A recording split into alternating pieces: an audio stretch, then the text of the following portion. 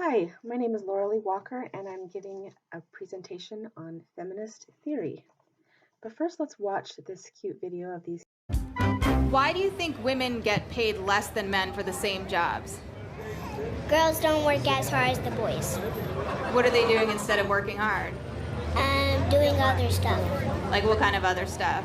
Texting and running on the track. Why do you think that women get paid less than men? Maybe women aren't acting as they should. Maybe they're acting weird, so people think that they shouldn't be treated as fairly as men would be. How come the women make less money than men? Because probably some women in California don't really have jobs. Why do you think that women make less money than men?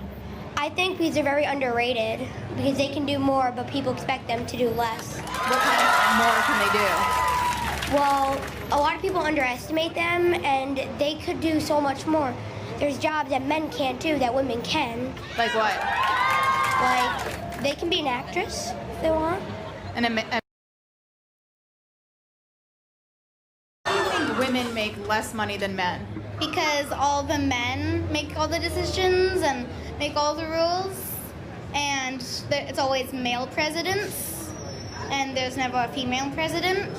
If there was a female president, do you think all that would change? Probably a little bit. Do you think that'll ever happen? I hope so.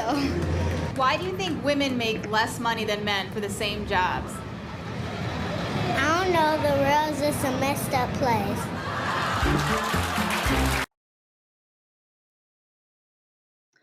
All right, I'm just going to leave that video there for a minute, and you guys can think about it as we go through the presentation and how some of those learned opinions about women and men relate to the feminist theory. First of all, the F word, feminism, can be confusing. It's not a dirty word or a negative word, but rather an important part of family theories that needs to be recognized. If you believe that women should vote, should have equal rights and equal pay, you are technically a feminist. The journal article, Feminism in the Light of the Gospel of Jesus Christ, by B. Kent Harrison and Mary Stovall Richards says, in its most basic form, feminism echoes eternal truths of the gospel, which affirms that the equal worth of all people, the equal right to and capacity for spirituality. All right, let's talk about the history of feminism. First of all, it can be defined as a search for rights, opportunities, and identities women believe they deserve. Women fought for the right to vote, a battle that was not won until ratification of the 19th Amendment in the U.S. Constitution. There are three major eras of feminism, beginning in 1920 and continuing on today. With each of them came a slightly different focus. The first wave of the feminist movement was focused on securing equal rights for women, with gaining the right to vote being their primary goal. What was considered the second wave of the feminist movement, or the modern feminist movement, began in the 1960s. Leaders in this movement, like Betty Friedan, Gloria Steinem, and the National Organization for Women, worked hard toward resolution of issues such as equal pay and job training, reproductive choice, maternity leave, subsidized childcare, and an end to sex discrimination. A third wave of feminism began in the 1990s when feminist scholars sought to combine both the social and the individual perspectives of oppression. This is still a work in progress. This perspective focused on the multiple forms of oppression that might be experienced on an individual basis as a result of societal oppression. Okay, now here's two illustrations. It's often misunderstood, feminism is. Feminism is actually women trying to break those societal bands, or like this ball and chain that have been placed upon them. And some people view feminism as women trying to cut off the head of men, or like in this illustration, or become better than men. But it's more like in the second illustration right here, where this little girl walks by and sees the balloon with the male gender symbol higher than the women's. She goes and blows on it, and instead of trying to make it higher than the men's, she just wants it the same. Here are some basic assumptions of the feminist theory. The first is women's experiences are central to our understanding of families. Other theories have investigated the structures, roles, and resources people bring to their relationships. Feminist family scholars focus on women's perspectives and feelings, how women have been left out of the social and historical dialogue, and how women's issues have been ignored. gender becomes the organizing concept. For example, the concept of work used to mean only paid work, which used to mean only men's work. Adding women's experiences to the conceptualization of the term expanded it to include not only paid labor but unpaid labor that the women did for families and communities as well. According to Catherine Ferguson, feminist theory is not simply about women, although it is that, it is about a world, but from the usually ignored and devalued vantage point of a woman's experience. By making women's experiences visible, feminist scholarship reveals gaps and distortions in knowledge that claim to be inclusive, but in fact is based on the experiences of Euro-American class-privileged heterosexual men. The second is that gender is a socially constructed concept. Sex refers to a biological assignment. Gender refers to the social meanings of masculinity and femininity that are produced through social processes and interactions that produce men and women. Feminist family theorists make a point that gender roles are defined by society, not biology.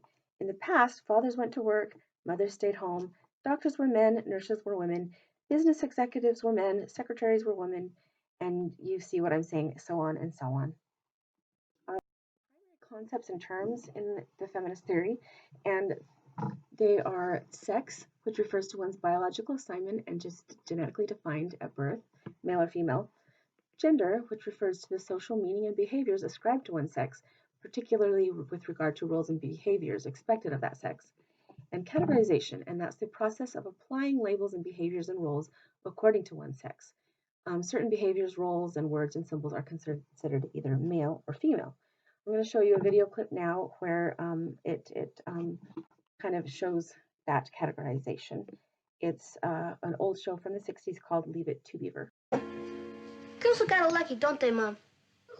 Why do you say that? Well, they don't have to be smart. They don't have to get jobs or anything. All they got to do is get married. Well, Beaver, being smart isn't exactly a drawback to marriage. Well, if they don't get married, well, they can become dressmakers or cut people's nails in a barber shop or take care of kids and a lot of other dumb stuff. Well, Beaver, today girls can be doctors and lawyers, too, you know. They're just as ambitious as boys are. So in this clip, it's in the 60s, which was during what some might call the sexual revolution, and even though June Cleaver is telling Beaver that women can do anything, we see that she's got her perfectly coiffed hair, her frilly dress, and full makeup on, doing housework, and we see that Beaver still thinks that what women do is dumb. So it had come a long way since its inception, but it still had a long way to go. All right. Another term is stratification. Stratification refers to assigning social value to categories, ranks those categories within the social context. For example, is it better to be nice or aggressive? In the first grade class of most elementary schools, it's probably better to be nice.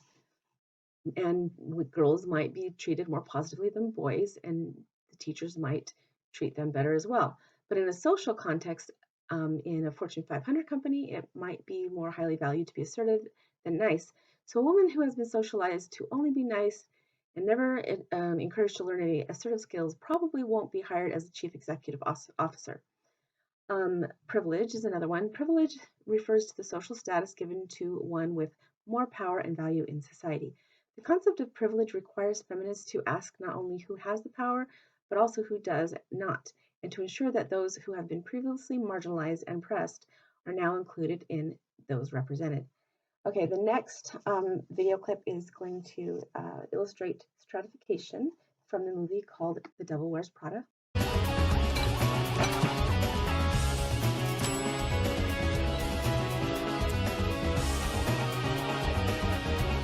Sorry, Miranda.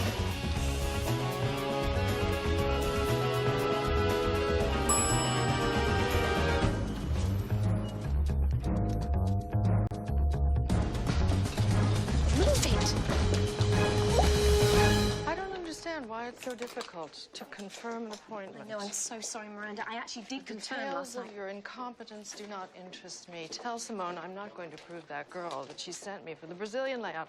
I asked for clean, athletic, smiling. She sent me dirty, tired, and paunchy. And RSVP, yes, the Michael Kors party. I want the driver to drop me off at 9:30 and pick me up at 9:45 sharp. So in this clip, Meryl Streep plays this high-level executive, and obviously it shows that women can become high-level executives, but it shows stratification because she is not nice. You can see that all her employees are very frightened of her, and she is not very nice to them. So it implies that women can only achieve this status if they create this terror in the workplace and very much aggressive behavior. All right, so I'm going to talk about one of the applications of the feminist theory in the family. I only have time for one in this presentation, so I'm going to talk about family violence. According to feminist family scholars, in our attempt to maintain privacy in the family, we have failed in our social obligations to identify injustices in the family. Families are not always the havens of love, goodwill, and affection that we would like to believe, and families are not safe places for many women and children. Curley and Sirisunyaluk, probably got that wrong, assessed women's experiences with partner violence in urban Thailand. They found that domestic violence was shaped by religion, culture, and social norms. For example, Thai women were supposed to be selfless and devoted and put family and husbands before themselves. Their religion further reinforces these notions by stating that the status of women is secondary to that of men. These ideas are further supported in their political and cultural systems, which value the roles of men over women. Additional risk factors included inequalities in decision-making, power, and lack of access to outside resources. Although it is part of the feminist family scholarship to identify the problems of oppression and inequalities in our society, it is also imperative that it generates alternatives and seeks ways to empower the oppressed and disenfranchised. Feminist family scholars identify issues and also seek ways to advocate on behalf of women and their families through education and support. And although this study was done in Thailand, we can see that some of these same experiences are being replicated in many different countries in the world. All right, so a couple of the critiques people have of the feminist theory is that it oppresses men because it focuses only on the issues that affect women. But the feminist family scholars refute this criticism by saying that issues that are important to women in families are also important to men, and vice versa. We always have to consider both when discussing family units. And another one is that it has been suggested that many people in the United States do not want to be associated with feminism. In addition, some men feel that there is no place for them in the feminist movements. But having a feminist movement without the involvement of men who are willing to explore their positions of privilege and work toward greater equality seems hopeless. Our culture needs the involvement of men for real social change to take place. Now, in conclusion, I wanted to say that although some may disagree, feminism argues that inequality is socially constructed and thus can be changed. While women have received the preponderance of the fallout from cultural systems designed to restrict their movement in narrow areas and limit their access to social, political, and economic power, men too have suffered from narrow definitions of masculine power. As an important book in the history of fatherhood in the United States makes clear, men have indeed gained status and power from their role as family breadwinners, but they have lost their emotional development as nurturers. Feminism, as defined and discussed here in the context of our own deeply felt beliefs, simply espouses fair and equal treatment for all of our Heavenly Parents' children as wonderful, holy, potentially divine beings. Now, if you want to stay on this slide for a moment and answer one of these questions on the discussion board, I'll just read them real quick. How have gender roles affected your family dynamics? Do you believe that men and women can be different and yet equal? And what do we do to make sure our children are raised respecting their divine potential regardless of their gender? Thank you very much for listening, and I hope that you will answer these questions and think about the role of feminism in the family theory.